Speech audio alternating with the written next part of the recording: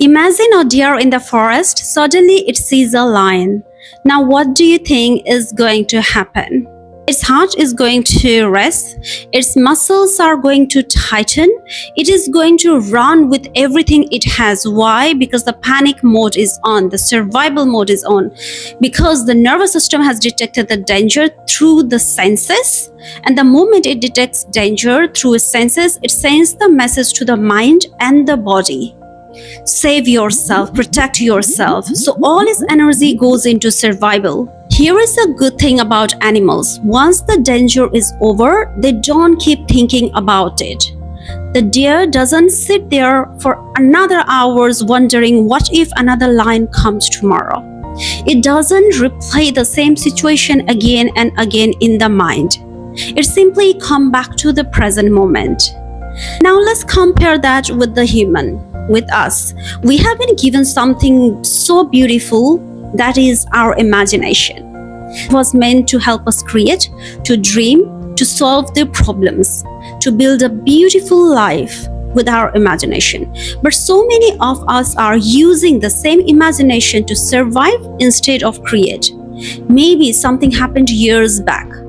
Maybe you were abandoned, you were rejected, maybe you failed, but the event is already over. Yet your mind keeps replaying it. And every time you replay it, your nervous system thinks the danger is happening right now. So it gives the same command to your mind, to your body: protect yourself, save yourself. Your heart starts to race, your body becomes tense, your mind starts scanning for the threat everywhere. Let me give you an example. Your last relationship ended painfully. Now you meet somebody new. They take a little longer time to reply. Nothing has happened yet, but your mind has already decided maybe they don't like me, they are leaving me. Here is another example. Maybe you have been rejected in a job interview before. Now you are sitting in another interview. Interviewer asks a similar question or has a similar expression on their face. Straight away your mind says, I'm not getting this position, I'm not getting this job. Can you see what is happening here?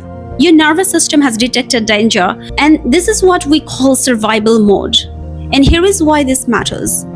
Survival mode uses a huge amount of our energy. Remember the example I gave you about deer, how it runs, how it panics when it sees the danger? Same thing happens to us human being as well. Think about how exhausted you feel after a whole day of worrying. Think about the stress. It consumes so much of our energy. And this is the energy that could have been used to create.